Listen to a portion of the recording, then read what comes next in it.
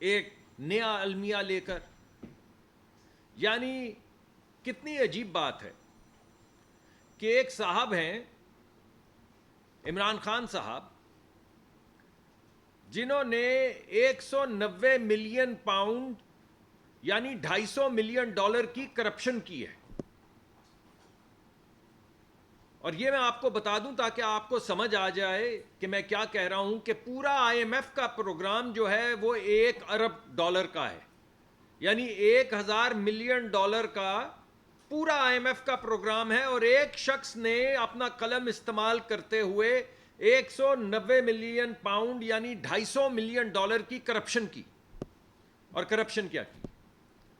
انگلستان کے اندر ایک قانون ہے جس کو کہتے ہیں اکنامک کرائمز ایکٹ. اس کے تحت اگر کالا دھن پکڑا جائے، چوری کا پیسہ پکڑا جائے، ایسا پیسہ جس کا آپ حساب نہ دے سکیں کہ یہ پیسہ کہاں سے آیا ہے، اگر وہ پکڑا جائے تو اس کو سیز کر لیتے ہیں، حکومت لے لیتی ہے. اور کیونکہ وہ چوری کا پیسہ ہے، اس وجہ سے وہ پیسہ اس حکومت کو واپس کیا جاتا ہے جہاں سے چوری کر کے وہ پیسہ لایا گیا ہو. تو انگلستان میں اس قانون کے تحت ملک ریاض صاحب جو بحریہ ٹاؤن ہے جن کا، ان کے خاندان کے $250 ملین یعنی 190 ملین پاؤنڈ یعنی 1/4 وہ پیسہ جو IMF جس کے لیے ہم سٹرگل کر رہے ہیں، وہاں پہ اکنامک کرائمز ایکٹ میں پکڑا گیا.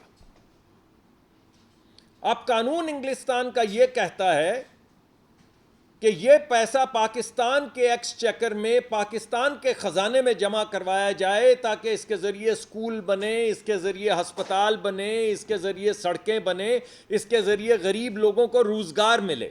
یہ انگلستان کا قانون کہتا ہے. تو پاکستان کی سرکار اور پاکستان کی سرکار اعلیٰ یعنی عمران خان صاحب نے یہ فیصلہ کیا کہ بھائی ہمارے اتنے پرانے دوست ہیں ملک ریاض صاحب، اب یہ کیا اندھیر نگری ہے کہ اگر سب کا پیسہ واپس ہو اور سرکاری خزانے میں آئے تو ان کا بھی آ جائے. تو انہوں نے فیصلہ یہ کیا کہ یہ پیسہ سرکاری خزانے میں نہیں آئے گا، یہ پیسہ ملک ریاض صاحب کے اکاؤنٹ میں واپس جمع کروایا جائے گا.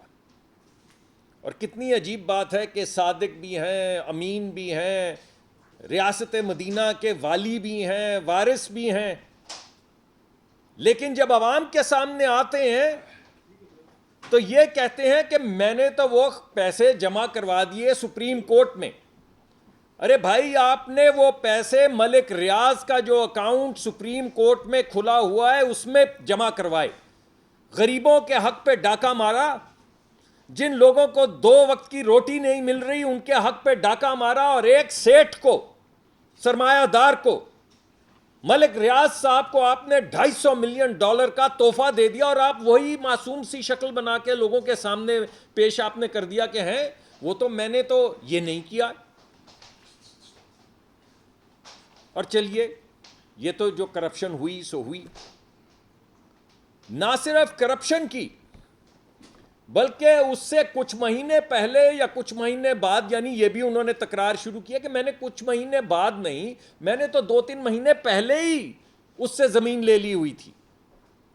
ملک ریاض صاحب سے انہوں نے 400 کنال زمین جو ہے وہ اپنی اور اپنی بیگم صاحب کے نام ایک جو ٹرسٹ تھا اس میں زمین لے لی ان سے. آپ مجھے یہ بتائیے، میرے پاس ایک چھوٹی سی نوکری ہے جو آپ ہی لوگوں نے دی ہوئی ہے، اگر میں آج کسی کو $250 ملین کا فائدہ دوں، کسی پیٹرولیم کے اندر کسی ایکسپلوریشن میں $250 ملین کا فائدہ دوں، اور اس کے بعد آپ کو پتا چلے کہ میں نے 400 کنال زمین یا 200 کنال زمین اس سے بنی گالا میں لے لی ہے، تو آپ کیا کہیں گے؟ اور میں کہوں کہ وہ تو میری اور میری بیگم صاحبہ کا ٹرسٹ ہے بھائی، تو کیا فرق پڑتا ہے اگر میں نے لے لی؟ تو مانیں گے یہ بات؟ عوام مانے گی یہ بات؟ تو بات یہ ہے کہ چلیے، عوام تو مانے گی یا نہیں مانے گی یہ عوام کا فیصلہ ہے، لیکن بقول ایک جج کے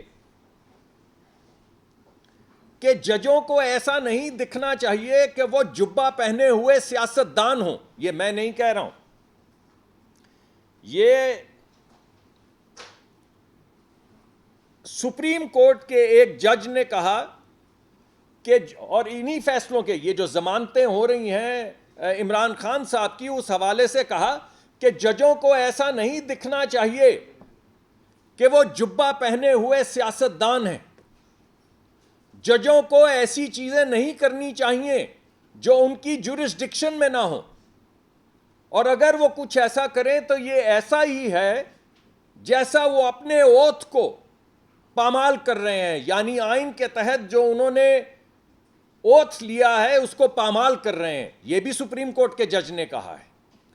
تو آپ ذرا دیکھیے یہ حیرت انگیز انصاف کہ ایک صاحب نے 190 ملین پاؤنڈ $250 ملین کی کرپشن کی، اپنے ایک دوست کو نوازا، اس سے 400 کنال زمین اپنی اور اپنی بیگم صاحبہ کے نام پر لے لی، اور عدالت کے کیا فیصلے آ رہے ہیں؟ میں کچھ فیصلے آپ کے سامنے پیش کرتا ہوں. عدالت کے فیصلے یہ ہیں کہ جو جرم آپ نے کیا اس میں بھی آپ کی ضمانت، جو جرم آپ نے نہیں کیا اس میں بھی آپ کی ضمانت، جو جرم آپ کرنے والے ہیں اس میں بھی آپ کی ضمانت. آپ مجھے بتائیے بھائی، یہ کس قسم کا انصاف ہے اس ملک میں جہاں پہ آپ ہر 1-1.5 ہفتے کے بعد ایک فیصلہ سامنے لا رہے ہیں کہ آنے والے 20 دن میں اگر کوئی جرم کرے تو اس کی بھی ضمانت میں آپ کو آج دیتا ہوں. تو آپ کیا کہہ رہے ہیں؟ آپ یہ کہہ رہے ہیں کہ جاؤ بیٹا جو جرم کرنا ہے کر لو، کیونکہ تمہاری تو ضمانت ہم نے پہلے سے دے دی ہے. آپ ملزم کے ضامن ہیں، مجرم کے ضامن ہیں، یا جرم کے ضامن ہیں؟ کس چیز کے ضامن ہیں؟ آپ تو انصاف کرنے آئے تھے، اور انصاف کی وہ دیوی یا دیوتا، اس کی آنکھوں پہ پٹی ہوتی ہے. تو آپ نے تو نہ صرف ایک آنکھ سے پٹی اتار لی بلکہ اس سے آنکھ بھی مار رہے ہیں. تو یہ لوگ کیا ان فیصلوں کو نہیں پڑھیں گے؟ یہ لوگ کیا دیوانے ہیں؟ ایک مولوی مشتاق صاحب کا کیس تھا جس میں جسٹس منیر نے کہا تھا کہ بھائی نظریہ ضرورت ہے. اس کے بعد ایک بھٹو صاحب کے قتل کا کیس تھا جس میں جسٹس انوار الحق صاحب نے کہا تھا کہ نظریہ ضرورت ہے. پھر ایک نواز شریف صاحب کا کیس تھا جس میں اپنے سے بیٹے سے تنخواہ نہ لینے پہ ان کو تمام زندگی کے لیے نااہل کر دیا گیا، وہ بھی ایک نظریہ ضرورت تھا. کیا یہ بھی کوئی نظریہ ضرورت ہے؟ یہ جو آئین بار بار لکھا جا رہا ہے یہ کام تو پارلیمان کا نہیں تھا. تو یہ جو آئین بار بار لکھا جا رہا ہے یہ بھی کیا نظریہ ضرورت ہے؟ یہ جو ضمانت دی جا رہی ہے آنے والے وقت میں نہ کیے ہوئے جرم کے خلاف کہ اگر آپ جرم کر بھی دیں تو آپ کی ضمانت ہے، بھائی یہ کون سے ملک کا قانون ہے؟ یہ دنیا کی کون سی قانون کی کتاب میں لکھا ہے کہ اس تاریخ سے لے کر فلاں تاریخ تک آپ جو مرضی جرم کر لیں آپ کو نہیں پکڑا جا سکے گا؟ تو میں آپ سے پوچھتا ہوں اور آپ سے پوچھتا ہوں کہ پھر آگے کیوں نہ لگیں؟ جب آپ کو ضمانت ہے کہ آپ کو نہیں پکڑا جائے گا، تو اگر آپ کور کمانڈر کے گھر کو آگ لگا کے خاک کر دیں تو پھر آپ کو پکڑ تو کوئی نہیں سکتا ہے. آپ کی تو ضمانت ہے، آنے والے وقت میں بھی ضمانت ہے، ہونے والے جرم کی بھی ضمانت ہے. تو پھر جرم کیوں نہیں ہوگا؟ پھر ریڈیو پاکستان کی عمارت کیوں نہیں جلے گی؟ پھر جی ایچ کیو کے اوپر حملہ کیوں نہیں ہوگا؟ پھر عسکری ٹاور کو آگ کیوں نہیں لگائی جائے گی؟ اور یہ یاد رکھیں کہ یہ آگ صرف فوج کی تنصیبات تک نہیں رہے گی لمیٹڈ، یہ آگ آپ کے گھر بھی آئے گی. اگر فیصلے یہ کیے جا رہے ہیں کہ آپ جو بھی جرم کر لیں آپ کو ضمانت دی جاتی ہے، تو اگر آپ کی گاڑی کو آگ لگائی جائے گی یا آپ کے گھر میں بلوائی آئیں گے تو انہیں کون روکے گا؟ مگر اس سے بڑا سوال یہ ہے کہ وہ کیوں رکیں گے؟ جب یہاں پہ ایک نیا عدالتی نظام اور نئی طرح کے فیصلے سامنے آ رہے ہیں جن میں کہا جا رہا ہے کہ تم جو مرضی جرم کر لو، اب سے لے کر اگلے 3 مہینے تک تمہیں کوئی نہیں پکڑ سکتا، تمہاری ضمانت ہے، تو کاہے کی حکومت؟ کاہے کی حکومت جو پکڑ ہی نہیں سکتی جرم کرنے والے کو؟ کاہے کا آئین جس میں لکھا گیا ہے کہ جرم کرنے والے کو پکڑا جائے گا؟ اور کاہے کا قانون؟ تو جس ملک میں نہ آئین رہے، نہ قانون رہے، نہ ریٹ آف دا اسٹیٹ رہے کہ وہ مجرم کو یا ملزم کو پکڑ سکے، وہاں پہ غدر نہیں ہوگا تو کیا ہوگا؟ اور اس غدر کو اگر آج نہیں روکا گیا تو یہ غدر یہاں سے نکلے گا اور آپ کے گھر بھی بھسم کر دے گا۔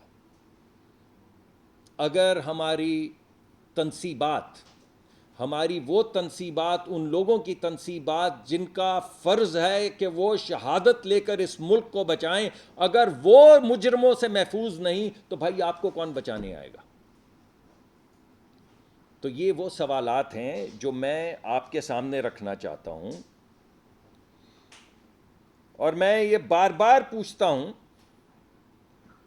کہ اس نظریہ ضرورت میں کیا ضرورت تھی جسٹس منیر صاحب کی؟ وہ تو تاریخ میں رقم ہو گئی اور سب کو معلوم ہے، مگر یہ جو فیصلے آج آ رہے ہیں ان میں عوام آپ سے پوچھ رہی ہے، عوام ان فیصلوں کو سے میں سوال پوچھ رہی ہے کہ آج یہ کیا ضرورت ہے جس کے لیے یہ فیصلے کیے جا رہے ہیں؟ تاریخ میں تو یہ رقم ہوں گے، اور تاریخ تو یہ سوالات ضرور پوچھے گی کہ ہونے والے جرم کی ضمانت آپ نے کیسے دی؟ جو جرم ہوا اس میں ضمانت دی، جو جرم نہیں ہوا اس میں ضمانت دی، جو جرم ہونے والا ہے اس میں ضمانت دی، تو پھر یہ بات کی ضمانت آپ 220 ملین لوگوں کی کیوں نہیں دیتے؟ آپ 22 کروڑ لوگوں کو کیوں یہ طاقت نہیں دیتے کہ وہ جو مرضی جرم کریں ان کو ضمانت ہے؟ وہ جہاں مرضی آگ لگائیں، وہ جس کا مرضی گھر بھسم کریں، وہ جس کے مرضی گریبان پہ ہاتھ ڈالیں، وہ جتنی مرضی بسیں جلا دیں، سڑکوں کے اوپر ادھم مچائیں، سرکاری املاک تباہ کر دیں، پھر اگر یہ حق صرف ایک جتھے کو حاصل ہے تو پھر یہ 22 کروڑ لوگوں کو یہی حق کیوں حاصل نہیں ہے؟ یہ کیا ہے کہ ایک غریب آدمی تو عدالت میں پیش ہوتا ہے اور جیب کاٹنے پہ اس کی ضمانت نہیں ہوتی، اور یہاں پہ سارا ملک جل کے بھسم ہو گیا، یہاں پہ $250 ملین کی کرپشن ہوئی، وزیر اعظم کے حکم پہ ہوئی، وزیر اعظم نے اپنے مشیر کو کابینہ سے اجازت لے کے دی کہ وہ انگلستان جائے، انگلستان جا کے ملک ریاض صاحب کا اکاؤنٹ دے حکومت پاکستان کے بہاف پہ، اور یہ کہے کہ سرکار کو نہیں، سرکار کے خزانے میں نہیں، بلکہ ملک ریاض کے اکاؤنٹ میں یہ پیسے جمع کرواؤ۔ تو آپ مجھے بتائیے کہ یہ جو باقی لوگ ہیں جو چھوٹے چھوٹے جرم کر کے 8 سال جیلوں میں بیٹھے رہتے ہیں، ان کا کیا جرم ہے بھائی؟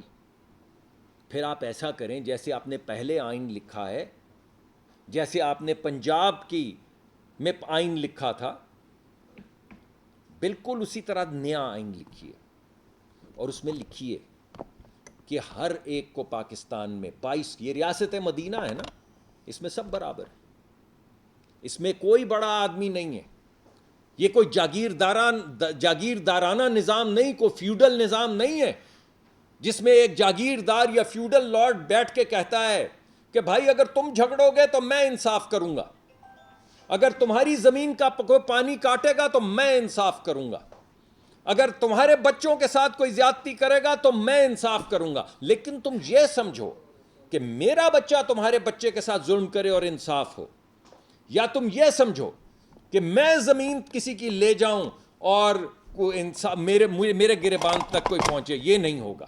کہ بھائی چھوڑ دیجئے، کوئی بات نہیں، چھوڑ دیجئے، یہ نہیں ہوگا۔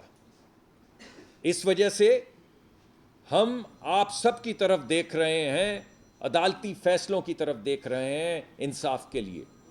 جسٹس منیر کو مت دہرائیے، بھٹو صاحب کے کیس کو مت دہرائیے، نواز شریف صاحب کے کیس کو مت دہرائیے۔ یہ نہیں ہو سکتا کہ آپ رات کی تاریکی میں نواز شریف کی بیٹی کو تو جیل میں اس کی نظروں کے سامنے جوان بیٹی کو گھسیٹ کے لے جائیں. اور یہ نہیں ہو سکتا کہ ایک طرف تو آپ 1-1.5 سال کے اندر 400-500 پیشیاں کروائیں, روز پیشیاں کروائیں, اور دوسری طرف وہی عدالتیں خان صاحب کو کہیں کہ ارے بھائی آج نہیں آ سکے چلیے کل آ جائیے گا, کل نہیں آ سکے چلیے پرسوں آ جائیے گا. ارے بھائی ایسا کریں ہم شام تک عدالت کھلی رکھتے ہیں, شام تک آ جائیے گا. شام کو بھی نہیں آئے تو چلیں کوئی وکالت نامہ ہی بھیج دیں. ارے بھائی وکالت نامہ بھی نہیں ہے تو چلیں ہم نے آپ کو ضمانت دی کیونکہ خوش آمدید, welcome, it's so nice to see you. تو عوام بھی یہ کہہ رہی ہے کہ it is so nice to see you and welcome.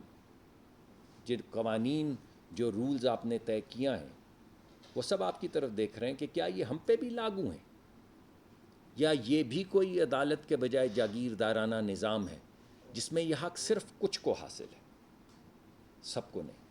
بہت بہت شکریہ. سر آپ کی جماعت جب بھی آتی ہے نون لیگ, ملک میں ملٹری اور اسپیشل کورٹس بنتی ہے, اور جب آپ چلے جاتے ہیں تو پھر آپ کورٹ کی لیٹ آئے شاید سے آپ کا کچھ اور موقف ہوتا ہے. آج آپ کا کیا موقف ہے اس حوالے سے؟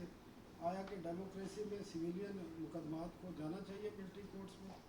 دیکھیں میں تو یہ سمجھتا ہوں کہ یہ بڑی سینسٹیو چیزیں ہیں, ان پہ آئین اور قانون کے مطابق ہونا چاہیے جو بھی کچھ ہو. اگر آپ جا کے کسی جگہ پہ GHQ پہ حملہ آور ہو رہے ہیں, اور اگر آپ جا کے کور کمانڈر کے گھر کو آگ لگا رہے ہیں, تو جو بھی قانون لاگو ہوتا ہے, جس عدالت کے تحت بھی قانون لاگو ہوتا ہے, آپ کے اوپر وہ مقدمہ چلنا چاہیے. میرا موقف صرف یہ ہے کہ کوئی بھی شخص جو بلوائی ہو اس کو اسکاٹ فری نہیں جانا چاہیے, کیونکہ اگر آج آپ نے ان کو جانے دیا تو کل اسی طرح کے جتھے لے کے جو آپ کے ہاں ملیشیاز ہیں, جب وہ بندوقیں اور ڈنڈے لے کر نکلیں گے تو آپ کے بچوں کو کون بچائے گا؟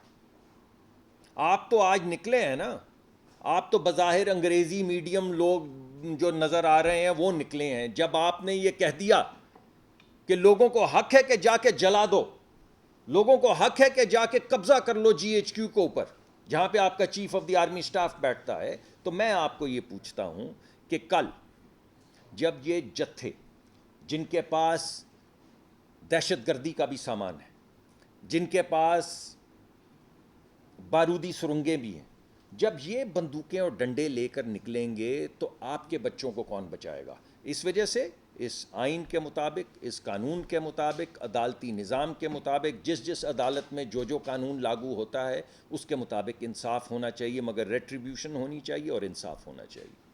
زاہد فاروق ملک صاحب, جب بیٹے سے تنخواہ نہ لینے پہ نہل کیا گیا تھا اس وقت حکومت کس کی تھی؟ فیصلہ کون کروا رہا تھا؟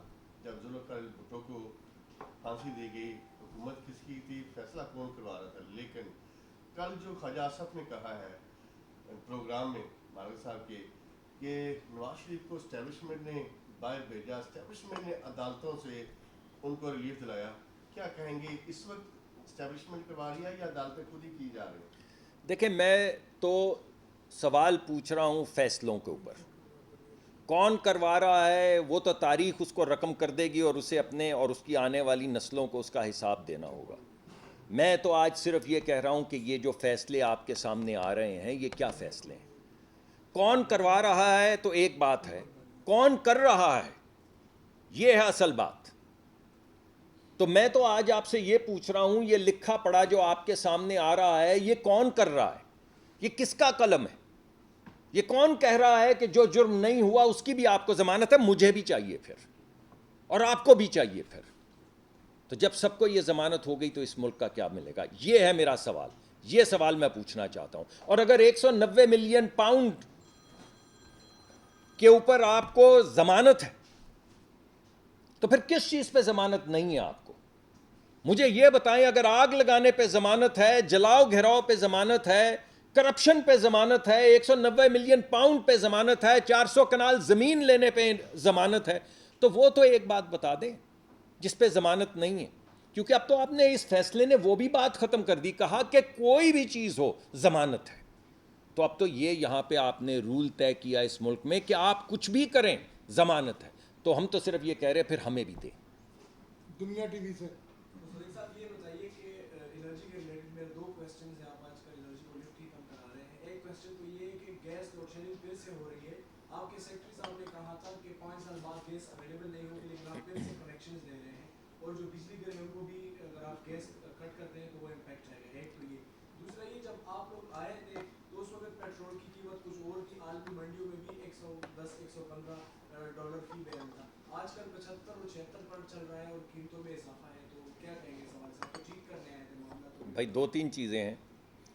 ایک تو یہ ہے کہ قیمتوں میں تو کل کمی آئی ہے, پتہ نہیں کون سے, آپ نے کوئی اور ملک کا اخبار پڑھ لیا آپ نے, کیونکہ کل قیمتوں میں میں آپ کے سامنے بھی حاضر ہو. انہوں نے تو یہ نہیں کہا, یہ آپ کہہ رہے ہیں, لیکن نہیں کوئی بات نہیں, میں سمجھ, آپ مہربانی آپ کی, لیکن انہوں نے یہ نہیں کہا تھا. آپ نے کہا بڑا اچھا سوال ہے, لیکن مطلب یہی تھا. یہ دیکھیں بات یہ کہ تیل کی قیمت جو ہے اس کا میں نے پہلے بھی کئی مرتبہ آپ کو بتایا, اس کا تعلق 2 چیزوں سے ہوتا ہے. بین الاقوامی سطح کے اوپر تیل کی کیا قیمت ہے, اور ہمارے روپے اور ڈالر کے درمیان میں کیا اس کا ریلیشن شپ ہے.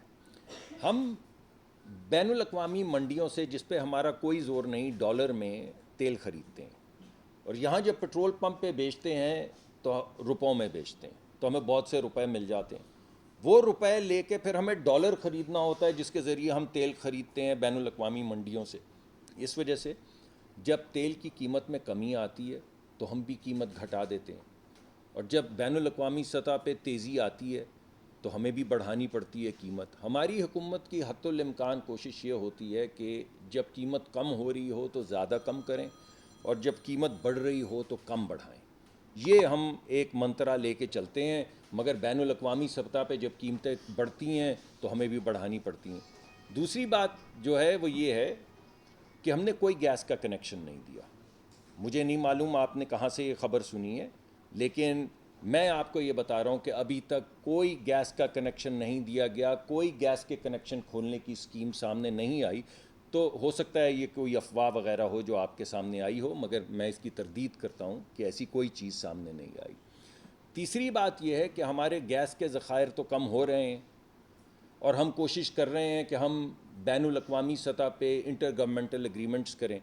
آپ کے سامنے کتنا شور تھا, سب نے کہا کہ کچھ روس سے تیل ویل نہیں آ سکتا, یہ سب ہوا کی باتیں ہیں. تو بھائی آ گیا نا, شپ چل گیا نا. تو وہ تمام چیزیں جو تھی کہ ہم نے روس سے معاہدہ کرنا ہے تیل لانے کا, ہم نے بات کی ہے, ہم روس گئے, کسی نے بات نہیں کی ہوئی تھی. یہاں پہ روسی سفیر نے بھی کہہ دیا کوئی بات نہیں ہوئی, وہاں پہ روسی وزیر نے بھی کہہ دیا کوئی بات نہیں ہوئی. تو ہم نے 4 مہینے میں کانٹریکٹ کر لیا نا, تیل آ رہا ہے نا, اس کے ذریعے جو قیمت کم ہوگی اس سے عوام کو سہولت ملے گی نا.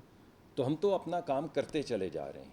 انشاءاللہ ہمارے پاس اور بھی منصوبے ہیں, بہت جلد میں آپ کے سامنے, کل ہی انشاءاللہ جو ہمارے بیٹ رپورٹر ہیں کل یا پرسوں میں ان سب کو تکلیف دوں گا کہ وہ تشریف لائیں, اور میں ان کے سامنے نئی ریفائنری کی پالیسی جو اپروو کی ہے وہ رکھوں گا, اور اس کے ذریعے میں آپ کو بتاؤں گا کہ آنے والے وقت میں, یعنی آنے والے وقت کا مطلب کئی سال نہیں ہے, آنے والے کچھ مہینے میں انشاءاللہ کیسے ہم, جیسے ہم نے روس کی ڈیل کنکلوڈ کی ہے, بالکل اسی طرح انشاءاللہ 10 سے 14 ارب ڈالر کی, 10 سے 14 بلین ڈالر کی نئی ریفائنری کا منصوبہ جو ہے اسے ہم کنکلوڈ کریں گے. اس کے لیے پیکج ہم نے اپروو کروا لیا ہے, جس کی تفاصیل میں آپ کے سامنے لے کر آؤں گا.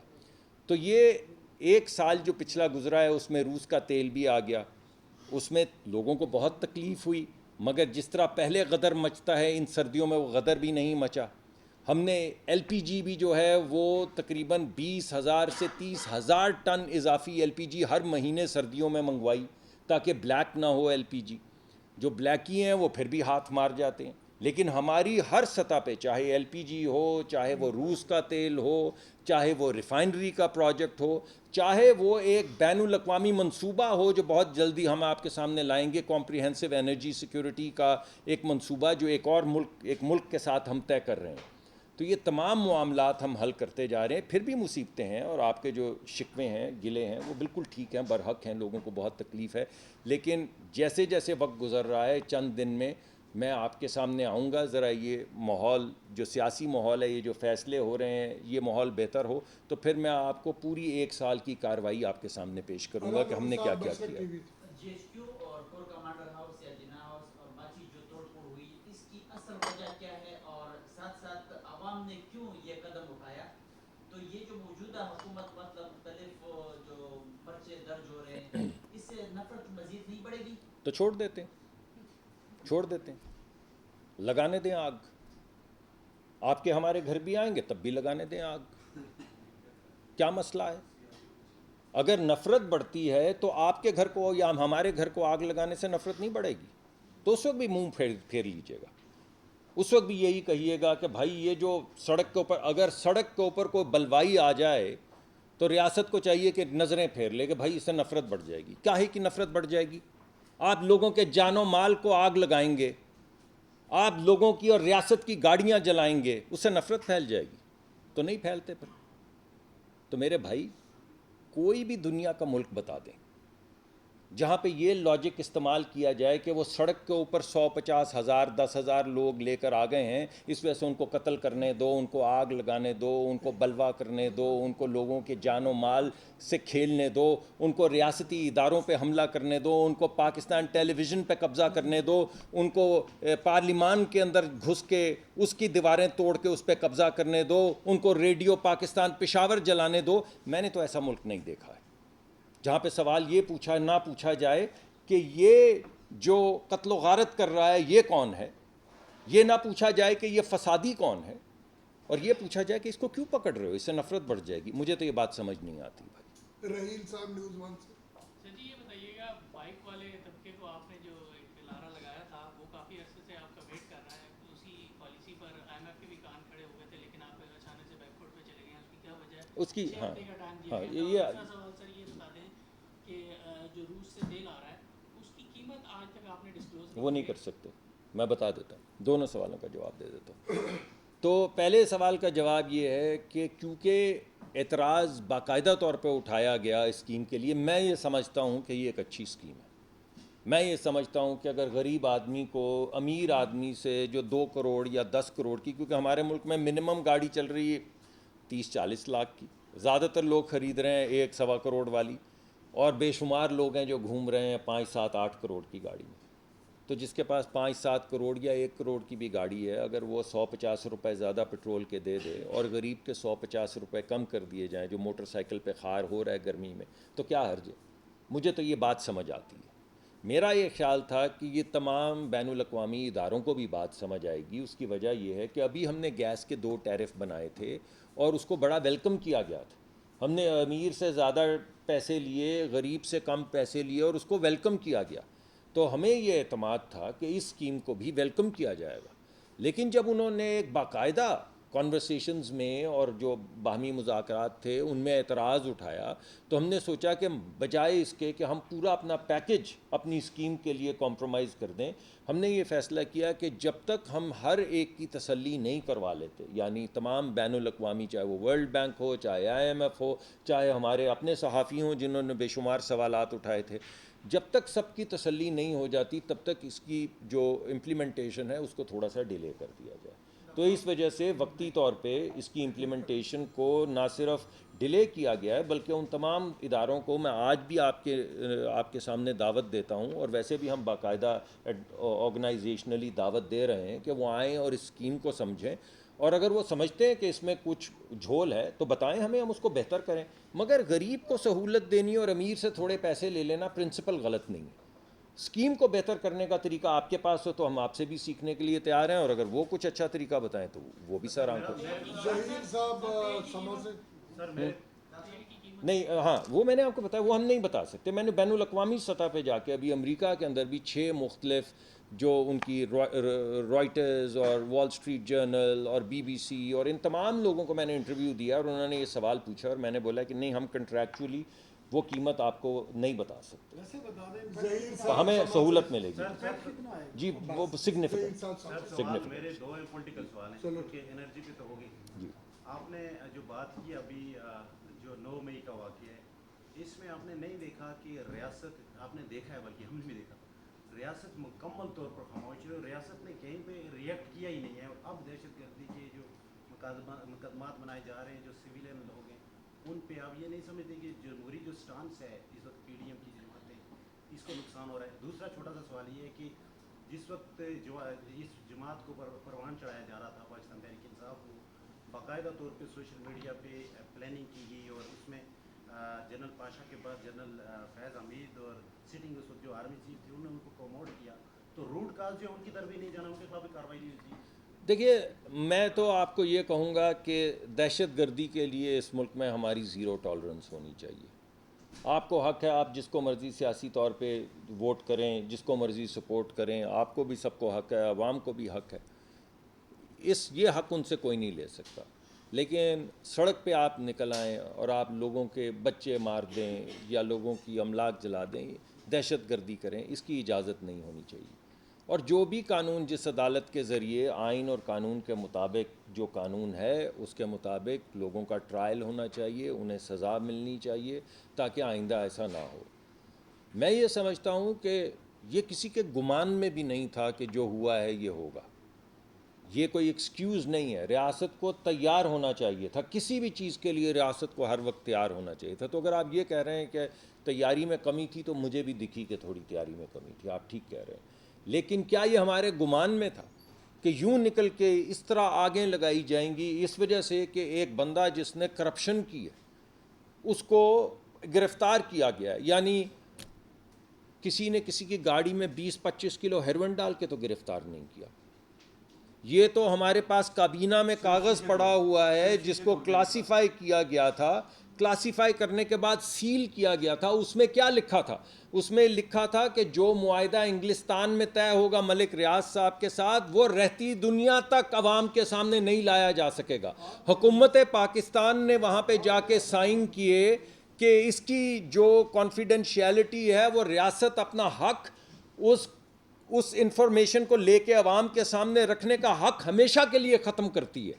یہ فیصلہ کروا کے اس کو کلاسیفائی کر کے سیل کر کے بند کر دیا گیا تھا, اور اجازت دی گئی تھی مرزا شہزاد اکبر صاحب کو کہ وہ لندن تشریف لے کر جائیں اور وہ ٹرائی پارٹائٹ اگریمنٹ, یعنی وہ اگریمنٹ جس کے تحت پھر یہ پیسے ریاست کے بجائے ملک ریاض صاحب کے اکاؤنٹ میں گئے, ان کو یہ طاقت دی گئی کہ وہ حکومت اور وزیر اعظم کے بہاف پہ جا کے سائن کر کے آئیں. تو بھائی یہ کیا ہے؟ اگر اس طرح کے کیس میں کسی کو پکڑا جائے تو گمان میں تو نہیں آتا کہ آپ اس کا مطلب ہے سڑکوں پہ نکل کے آگ لگا دیں گے. کاہے کو آگ لگائیں, کس بات پہ؟ آپ چاہتے ہیں, عوام یہ چاہتی ہے کہ اس کا پیسہ جو ہے ملک ریاض صاحب کو دے دیا جائے, بحریہ ٹاؤن کو دے دیا جائے. یہ تو بڑی عجیب سی بات ہے. تو یہ یہاں تک آپ سمجھ لیجئے کہ ہمارے گمان میں یہ نہیں آیا کہ اس طرح کے کیس کے اندر اگر کسی کو پکڑا جائے تو اس طرح کے جتھے سڑکوں پہ نکال کے آگ لگائی جائے گی. ایک منٹ بیٹے, ایک منٹ. رازق بھٹی صاحب senior journalist Kashmir express, senior most. چھوٹا سا سوال سر, کمنٹس نہ کیا کریں سر, آپ ہمارے لیے قابل احترام ہیں, لیکن موسٹلی سر یہ ہمیں ڈسٹرب کرتے ہیں, نہ ہمیں کوشچن کرنے دیتے ہیں, اور کوشچن کرتے ہیں تو ہمارے ساتھ اس میں طرح. حاضر, اب جتنی دیر کوئی بات ہم نہیں, نے مجھے پچھلے 14 سال ہو گئے میں نے کبھی کسی کو تعارف نہیں آپ لیٹ می کمپلیٹ ناؤ سر. الحمدللہ میرے لیے وہ قابل احترام ہے, لیکن یہاں پورے اسٹاف سے, پورے عمل سے پوچھ لیجئے کہ ان کے الفاظ ہمارے لیے کیا ہوتے ہیں. چلیے ابھی تو آپ بتائیے سوال کیا آپ کا.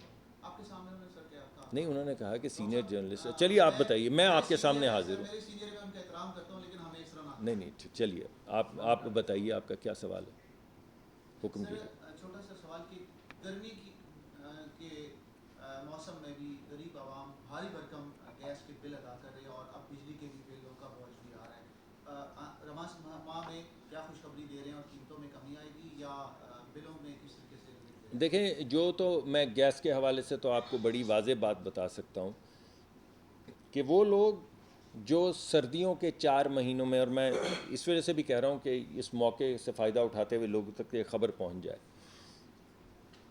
4 مہینے نومبر سے لے کر مارچ تک جو لوگ 0.9 हेक्टा मीटर क्यूब से कम गैस इस्तेमाल करते हैं वो पूरे साल के लिए कम बिल अदा किया करेंगे।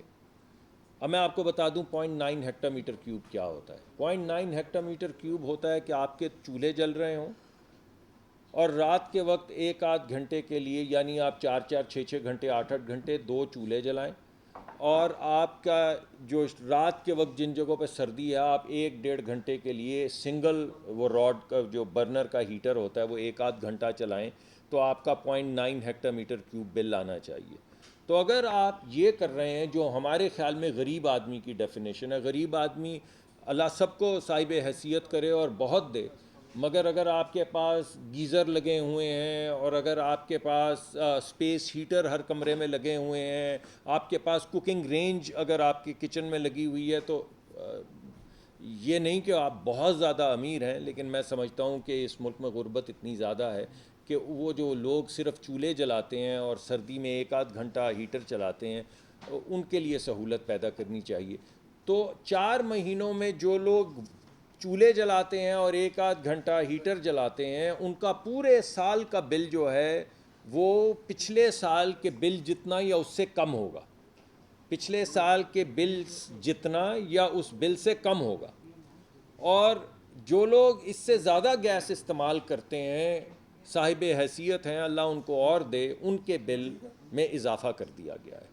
तो अगर तो आप उस कैटेगरी में आ गए हैं जहाँ पे आपने गीज़र भी चलाए हैं, वाटर हीटर भी चलाए हैं, स्पेस हीटर्स भी चलाए हैं, तो फिर आपका बिल बढ़ जाएगा। और अगर आप उस कैटेगरी में नहीं हैं तो आपका बिल बाज़ कैटेगरीज़ में घट जाएगा। मैं इसके साथ आपको ये भी बताना चाहता हूँ कि जो पिछले दिनों अखबार में आया, मैंने पढ़ा कि आपने लाइन फ़ीस जो है वो 500 कर दी, मीटर फ़ीस जो है। देखिए, वो लाइन फ़ीस 500 सिर्फ की गई है उन लोगों की जो उस प्रोटेक्टेड कैटेगरी में, गरीब लोगों की कैटेगरी में नहीं आते। गरीब लोगों की कैटेगरी की अभी भी फ़ीस 50 रुपये है, पहले 40-45 रुपये थी, अब 50 रुपये है। उसकी वजह यह है कि सर्दियों में आपका बिल एकदम बढ़ जाता है, क्योंकि नवंबर से लेकर मार्च तक आपका बिल बढ़ जाता है। ये जो सारा साल हम 500 या 50 रुपये, गरीबों से 50 रुपये और अमीरों से 500 रुपये लेते हैं, उसके नतीजे में जो सडन आपका बिल बढ़ता है सर्दियों के सिर्फ 4 महीने में, और उस वक्त आप फिर बिल अदा नहीं कर पाते, तो आप ये समझ लें कि एक तरह से इस फ़ीस के ज़रिए एक कमेटी डली हुई है जिसमें सर्दियों में वो पूरा साल जो आप कनेक्शन फ़ी देते हैं उसी मुताबिकत से आपका बिल नीचे आ जाता है। तो ये सडन स्पाइक, यानी एकदम बिल का बहुत ज़्यादा बढ़ जाने के रुझान को ख़त्म करने के लिए एक स्टेबल रेवेन्यू कलेक्शन फार्मूला लगाया गया था ताकि उसको नीचे लाया जा सके। सर कितना रेवेन्यू आएगा इस 500 करने से? मैं आपको देख के बता दूंगा। मैं 100 अरब, देखिए, वो जितना, अगर मैं आपके सवाल का जवाब दे देता हूँ, नंबर मैं आपको कल बता दूंगा। मान लें कि 100 या 200 अरब है, मान लें, मुझे नहीं पता कितना आएगा, 50 अरब है। जितना भी आएगा उतना आपकी बिलिंग का जो रेट है उसमें कम कर दिया गया है।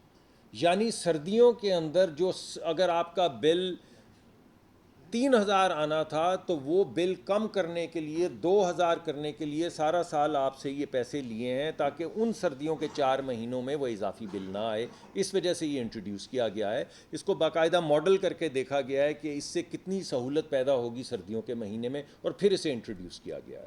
आपका सवाल।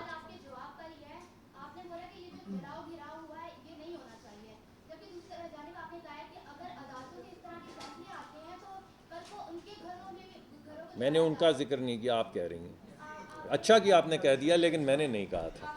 नहीं, मैंने नहीं कहा, रिकॉर्डिंग मैंने कहा था जब आपके मेरे घर में। हाँ जी, लेकिन आपने अच्छी बात की, आपने एक तरह से डराया है लोगों को।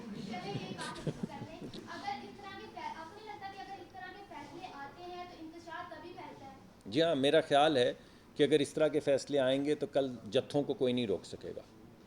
और जब मैंने आपको पहले बताया, आपने देखा है कि पाकिस्तान में बाहर से भी जत्थे आ जाते हैं, तो जब अगर 1500 लोग AK-47 राइफलें, क्लशनकोफ लेके सड़कों पे आ गए तो फिर रियासत को उस दिन भी हटना पड़ेगा।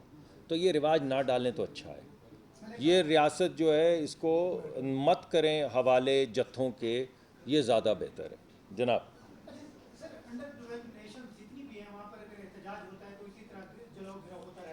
ये अच्छी बात। आप नहीं समझते कि आप ये तारीखी गलती कर रहे हैं कि کہ آپ ایک جماعت کے خلاف جو ہے وہ فوجی مقدمات بنا رہے ہیں.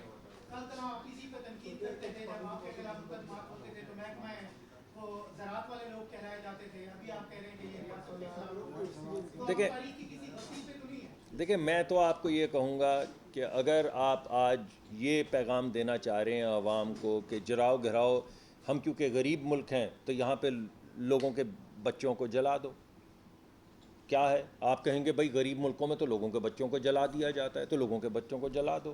لوگوں کی مال جو ہیں وہ لوٹ لیے جاتے ہیں، ان کے گھر نظر آتش کر دیے جاتے ہیں غریب ملکوں میں. تو کیا آپ کو یہ تو کوئی بات نہیں.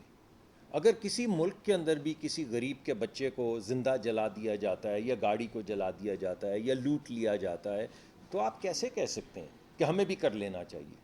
یہ تو مناسب نہیں ہے. ہاں احتجاج کی، یار مجھے جواب تو دے دینے دیں. احتجاج کرنا ہر ایک کا حق ہے، مگر جلاؤ گھراؤ کرنا کسی کا حق نہیں ہے. یہ حق کسی کو نہیں دینا چاہیے. ریاست بنتی اس وجہ سے ہے کہ ریاست کے پاس یہ رٹ ہو کہ اس جلاؤ گھراؤ کو وہ روک سکے.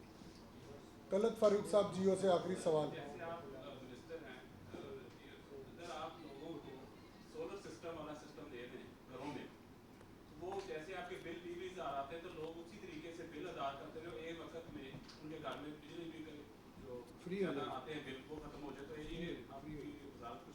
جی اس کے لیے ہم بہت جی دو چیزیں ہو رہی ہیں. ایک تو یہ ہے کہ وزیر اعظم نے اس کا اعلان بھی کیا ہے 10,000 میگا واٹ اضافی بجلی جو ہے پاکستان میں، کل بجلی جو ہے وہ 30,000 میگا واٹ ہے اس وقت رفلی، کبھی زیادہ کبھی تھوڑی، آپ جو بھی حساب لگا لیں.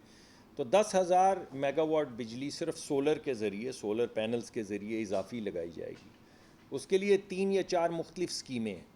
ایک اسکیم تو یہ ہے کہ 600 میگا واٹ کے بڑے فارمز لگائے جائیں، اور اس کے لیے ایک بڈ جو ہے وہ ڈال دی گئی ہے. اس کے ذریعے ہمیں قیمت پتہ چل جائے گی کہ مارکیٹ اس کے کتنے پیسے، یعنی بڑی بڑی کمپنیاں کتنے پیسے دینا چاہتی ہیں. اس کے ذریعے پرائس ڈسکوری ہو جائے گی، یعنی حکومت کو یہ پتہ چل جائے گا کہ اگر ہم پرائیویٹ سیکٹر سے کہیں کہ یہ 600 میگا واٹ کے کارخانے لگائیں تو کتنے میں لگیں گے. اس کے بعد پھر ہم G2G کانٹریکٹ کے ذریعے مختلف ممالک کو یہ کہیں گے کہ یہ ہمیں پرائس مل گئی ہے، اب آپ اس سے کم پرائس کے اوپر یا اسی پرائس پہ آ کے 1,000 2,000 4,000 میگا واٹ بجلی کے کارخانے لگائیں یہ سولر کے ذریعے. تو اس سے پاکستان میں سولر بہت زیادہ بڑھ جائے گا. دوسری اسکیم وزیر اعظم نے یہ اناؤنس کی ہے کہ یہ جو آپ کی ڈسٹریبیوشن کمپنی ہے، یہاں پہ تو کوئی 600 میگا واٹ کا نہیں لگا سکتا نا، اس کے لیے تو کئی ایکڑ زمین، بہت بڑی زمین چاہیے. لیکن آدھا میگا واٹ بجلی اگر کوئی گرڈ اسٹیشن کو اپنے بیچنا چاہے، اپنے ڈسٹریبیوشن کمپنی کو، ISCO کو یا فیسکو کو یا ہیسکو کو بیچنا چاہے، تو وہ شہر کے اندر اگر اس کے پاس کوئی زمین ہو تو وہاں پہ لگا سکتا ہے اور ڈسٹریبیوشن کمپنی کو ڈائریکٹ وہ بجلی بیچ سکتا ہے. یہ دوسری اسکیم ہے. تیسری اسکیم وہ ہے جس کا آپ ذکر کر رہے ہیں کہ ریورس میٹرنگ کی اجازت دی جائے، نیٹ میٹرنگ کی اجازت دی جائے جو ہے ابھی اس وقت، اور سولر لوگ لگائیں جن سے نہ صرف ان کے اپنے بل صفر پہ آ جائیں یا کم ہو جائیں، بلکہ وہ بجلی بیچ کے اپنے لیے کوئی سہولت بھی پیدا کر سکے. تو یہ تینوں چیزوں کے اوپر اس وقت بڑا ایگریسولی کام ہو رہا ہے، اور ٹارگٹ اگلے 1-1.5 سال کے لیے 10,000 میگا واٹ ہے.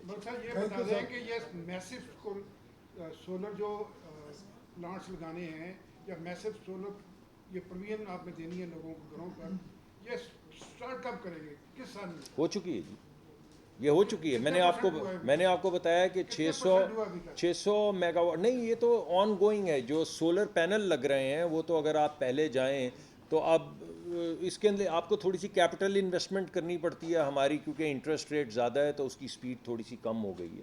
لیکن